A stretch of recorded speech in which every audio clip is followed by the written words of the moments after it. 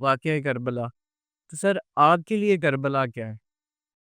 بسم اللہ الرحمن الرحیم۔ میرے بیٹے بات یہ ہے کہ اگر آدمی حقائق کو مد نظر رکھے، الحمدللہ میری سب سے بڑی خوبی یہ ہے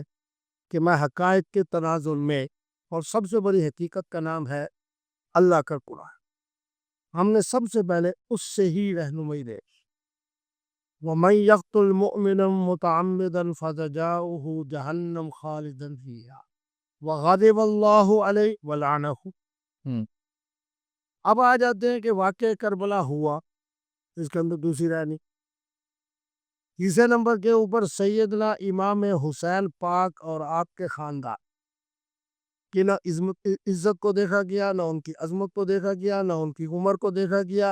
نہ ان کے میدان میں ہونے کو دیکھا گیا، یعنی ظلم و بربریت۔ اور میں یہ کہتا ہوں کہ تاریخ انسانی کا وہ سیاہ ترین دن تھا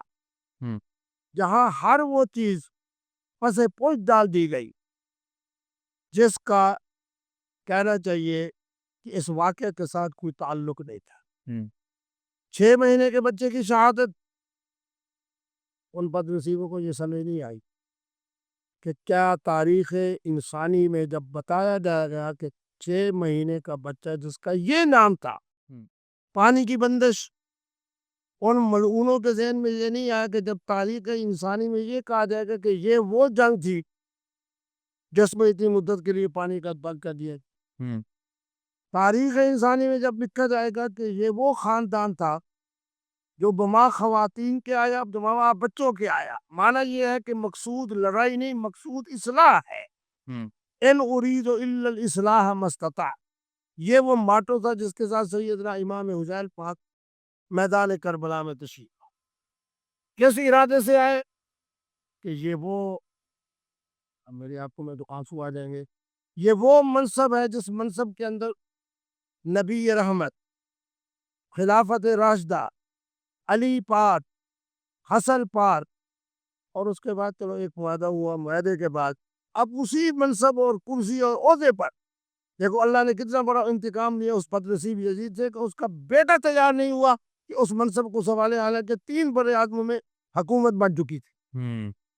اب اس صورتحال کے اندر کہ میرے زمانے کے اندر کوئی بھولا مولوی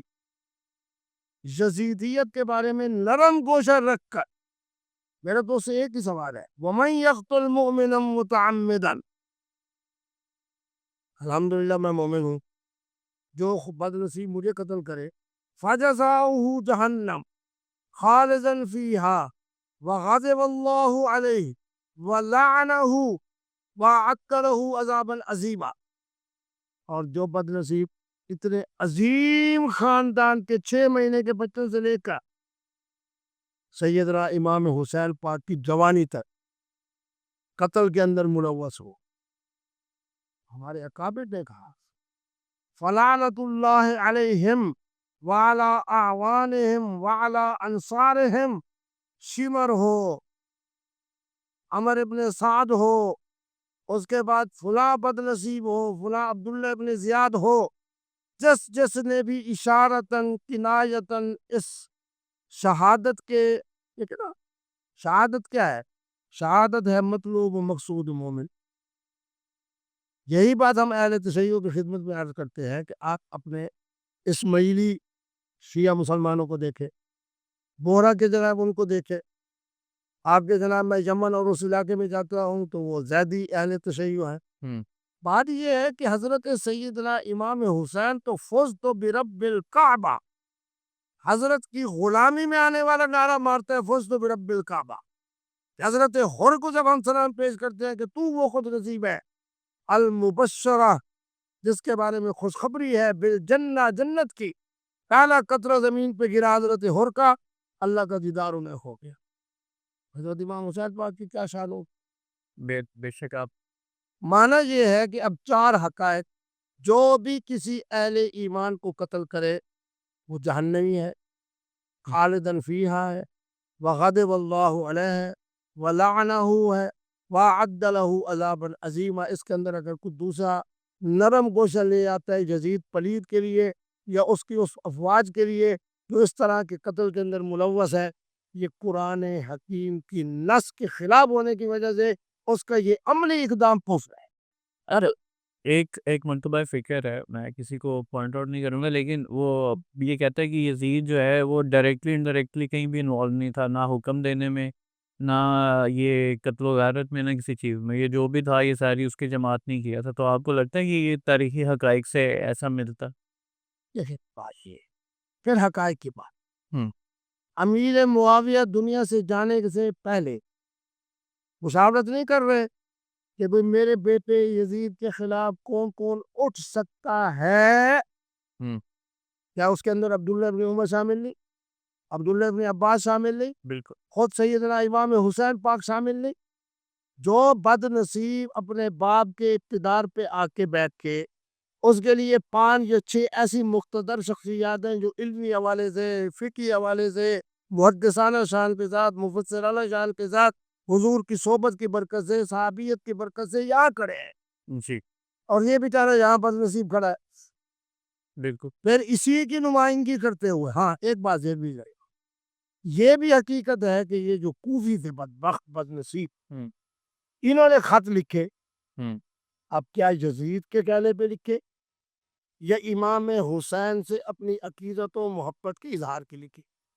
صرف یہ ایک گوشہ ہو سکتا ہے جس کے بارے میں ہم کہہ سکتے ہیں کہ امام حسین جو تشریف لائے وہ ان خطوں کی بنیاد پر تشریف لائے جس طرح کی عقیدت اور محبت کا اظہار اہل کوفہ نے کیا تھا۔ باقی کوئی آدمی یہ کہے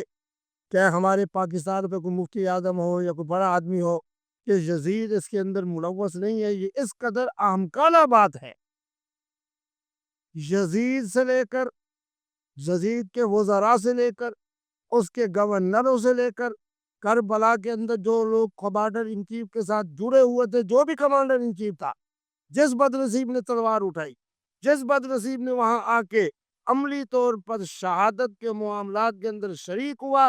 سب پر قرآن کے فیصلے کے مطابق ان پر لعنت بھی ہے، ان پر اللہ کا غضب بھی ہے، ان کے لیے بہت بڑا جرم بھی ہے، اور انہی کے لیے قرآن مجید کہہ رہا ہے وَمَنْ يَقْتُلْ مُؤْمِنًا مُتَعَمِّدًا فَجَزَاؤُهُ جَهَنَّمُ خَالِدًا فِيهَا، اس کے اندر شہید یقیناً شامل ہے۔ اچھا علامہ صاحب، ایک مطلب یہ بھی بات ہے کہ جو خلیفہ کے خلاف جو ہے وہ اگر بغاوت کرے تو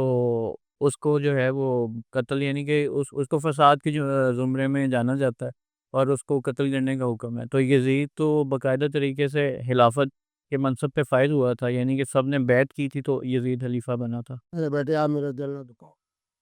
ملوکیت تھی، آپ لفظ خلافت کو درمیان میں کیسے لے کر آئے ہو؟ آخری خلیفہ راشد حضرت سیدنا امام حسن مجتبی، اس کے بعد ملوکیت ہے۔ ملوکیت کے اندر جو خلافت سے ملوکیت کی طرف منتقل ہونے والے اسباب ہیں، ان کے خلاف جو اٹھے گا وہ تو خود امام عادل ہوگا۔ ہم کیوں اس بات کو تسلیم کریں کہ جناب نعوذ باللہ یزید جو ہے وہ خلیفہ ہے؟ یزید ایک ایسے فرد کا جانشین بنا ہے جس نے خلافت کو امارت سے ملوکیت سے بدلا، امارت و ملوکیت سے بدلنے والا، اور خلافت کے اس عمدہ نظام کو جو اللہ کے رسول نے اور قرآن نے دیا، ہوں جو اس منصب پہ بیٹھے گا اس کے خلاف خروج، اس کے خلاف میدان میں آنا، تو میدان میں آنے والا جو ہے وہ بہتر ہے اس سے جو اس کرسی کے اوپر ملوکیت کی وجہ سے بیٹھا ہے۔ بالکل ٹھیک ہے۔ اچھا بس اس کے بعد ذرا یہ فرمائیے گا کہ یہ جو کچھ لوگ ہیں وہ یہ کہتے ہیں کہ اگر یزید نے یہ حکم دیا ہوتا امام کو شہید کرنے کا، تو جو اس کے بعد جو ڈبتے خانوادہ رسول ہیں تو وہ یزید کی قصر میں اتنا عرصہ کیوں رہیں؟ محرم کون تھا وہاں پہ؟ اور یہ سارا جو وہ اتنی زیادہ جو وہ اس طرح کے الزامات لگاتے ہیں، وہ کہتے ہیں کہ یہ بھی تو تاریخ کا حصہ ہے نا جسے آپ جھٹلا نہیں سکتے۔ میرے بیٹے بات یہ تو چلو میں آپ نے اندہ باتیں تھی تو ایک تو یہ ہے کہ تریسی بات ٹھیک ہے، ہم ان کو نہیں کتنا ٹھیک ہے۔ بات یہ ہے کہ ایک تو اللہ رب العالمین نے سیدنا امام زین العابدین پاک کو ایسی حیات ثانیہ اور حیات طیبہ دی۔ میرے دادا پاک ہے، میرا نسب سیدنا امام حسن پاک سے ملتا ہے۔ اللہ تبارک و تعالی نے ان مقدس مبارک طاہر مطہر خواتین کے لیے بطور محرم کے اللہ نے حضرت سیدنا امام زین العابدین کی حفاظت کی۔ اور یہ کیا حقیقت نہیں بالکل ایسے ہی ہے کہ یہ جب بد نصیب جناب خیمے کی طرف گئے تو حضرت آگے دیکھا کہ بیمار ہیں اور سو رہے ہیں اور آپ فرما رہے ہیں، اسے تلوار کھینچی۔ ہاں،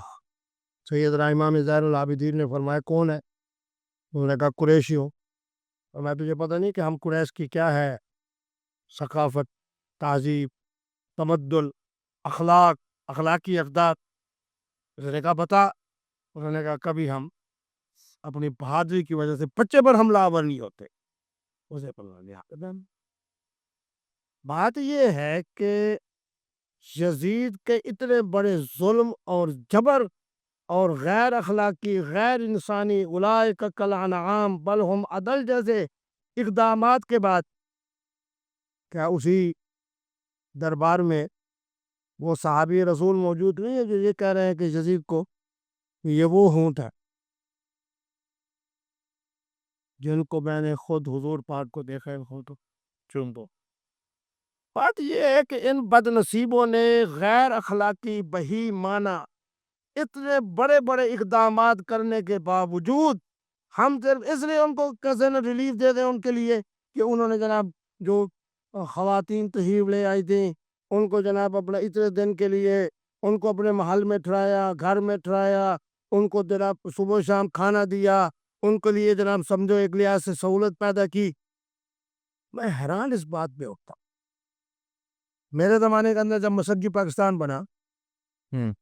اور بنگلہ دیش بنا، جو ہمارا اس وقت کمانڈر ان چیف تھا نیازی، کیا انہوں نے جناب 90,000 کی فوج کو جناب اپنے اس میں لینے کے بعد کیا اس کو اسی پروٹوکول سے نہیں رکھا کہ اس لیے کہ یار کمانڈر ان چیف ہے، یار فوج کا سربراہ ہے؟ بات یہ ہے کہ ایک ایسا درندہ صفت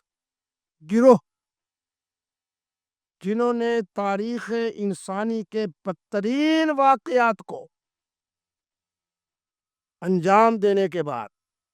ان بد نصیبوں کو پتہ نہیں تھا کہ یہ تاریخ انسانی اور تاریخ اسلامی کا جب تسلسل قیامت تک جائے گا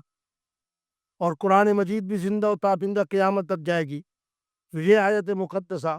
فجزاؤہ جہنم خالدا فیہا وغضب اللہ علیہ ولعنہ